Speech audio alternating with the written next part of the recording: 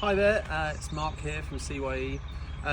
You may or may not have heard, but we've had a massive flood here on site, and I'd like to give you a little bit of an overview of what it was like, where the water came to, what the damage has been, and encourage you to support us through this fairly big event. So let's take a look.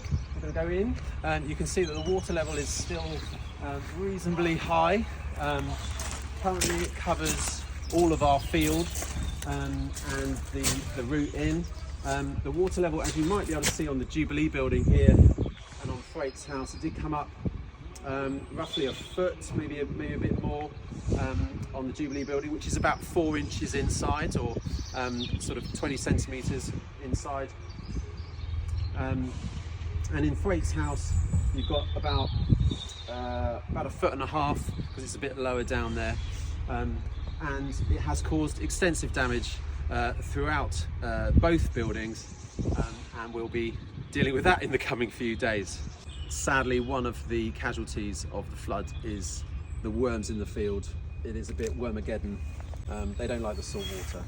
The Jubilee Building, built in 1995, was always looking a bit sort of tired, but now it's really struggling. The water level came in to about here.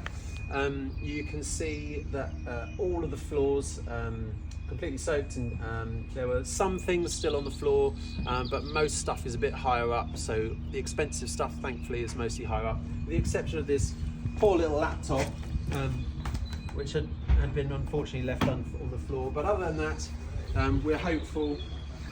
It's unclear yet whether the servers will work, because they did have a little bit of water in them. They were lifted off the floor a bit, but we'll find out in due course.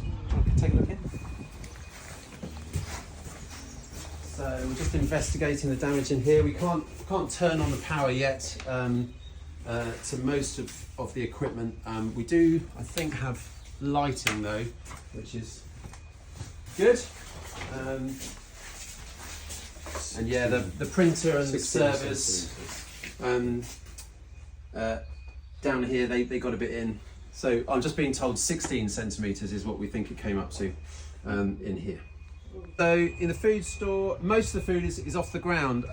Unfortunately though, the freezers and fridges do have to sit on the floor, and we think the water came up to around about here. You can see in the freezer, this bottom section here, that's frozen solid. Well, I say solid, that's because it's salty water. It won't freeze properly, will it? But all of that food is ruined. This has stayed frozen, so we'll keep that shut until we can get the power back on today. And yeah, we can see some of the stuff that was a bit lower down is not doing so well. So the event occurred in the middle of the night.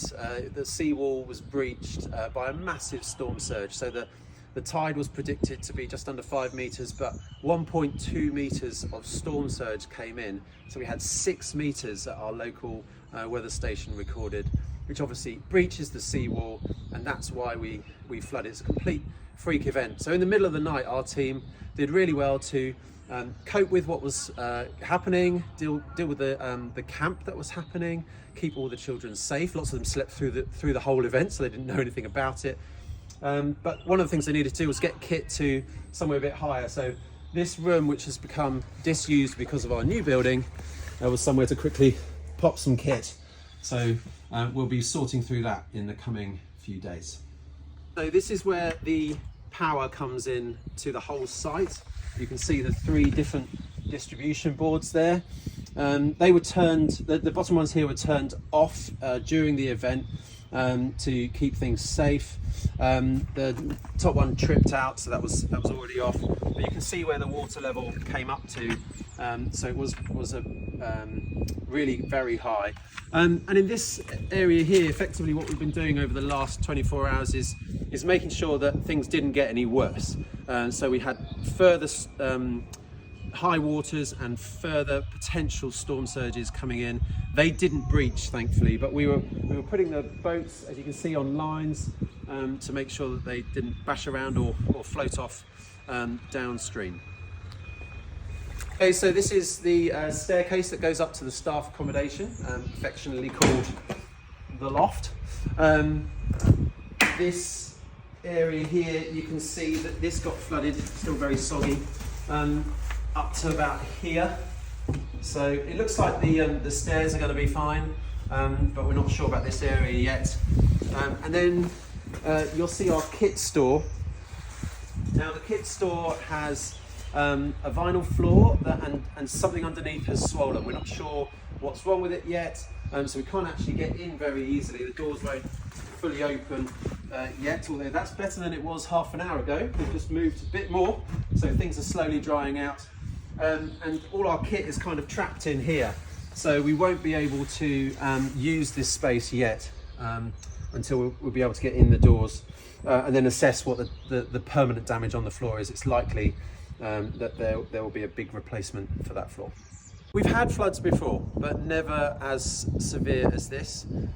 In fact, you can see here in the background the assault course is quite the assault course now, but that area has flooded before, but never to this depth.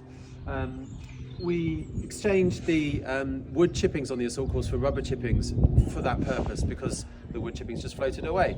So we're hopeful that this area here should be fairly resilient. However, in our new building, which only opened less than a year ago, you can see that there's extensive flooding in here. We think the water level came up to about here, maybe a bit higher, it's hard to know. I have to analyse the footage that we took on the day. This floor in here seems to have fared reasonably well, and likewise it's mirror image changing rooms the other side. But if we go through into the middle, it's pretty dark, and there's no lighting in here at the minute, there's no power. This floor, again, like the kit store, has bowed. So again, we're not sure what the long-term damage in here is going to be, but as you can see from the state of the floor, it's not great when there's toilets around.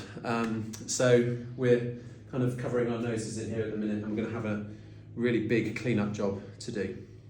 So the last area downstairs in this building is our two workshops. So the first one is the boat garage. Now these two areas have a different kind of floor. They have a resin floor, so it's pretty bomb-proof. It looks like it's fared just fine. You can see that the water level came above that resin though, so onto the woodwork here. But again, that seems to have fared quite well. We'll see over time. And then through here into what we call the premises workshop. Again, this is an area that we try and keep the most expensive and important things off the ground anyway. We knew when we built this building that there was a strong likelihood that this would happen at some point. We didn't expect it to happen in the first year. But yeah, we will put this all back together. We think the main casualty is actually this old lawnmower, which is probably gone. But you can see in this little pile of wood here, this is full of water, so it definitely got over here, over that level. One thing that we did thankfully do when we designed the building is put all of the expensive and highly fragile electrics and plant in this mezzanine plant room. So this is 1.5 metres off the ground, which was the predicted worst astronomical event, if that's the right phrase, in terms of flooding for the next 100 years. So the ground source heat, the solar, the batteries, all of the data and the door access systems and the distribution board are all in here, and they're completely unaffected.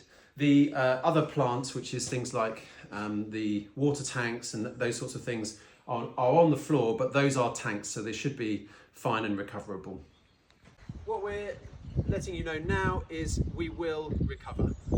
We will do a big clear up job, we will fix the things that need fixing, and we're so grateful for all the support that's been flooding in. So thank you for your prayers, thank you for your help. We'll be in touch with more information.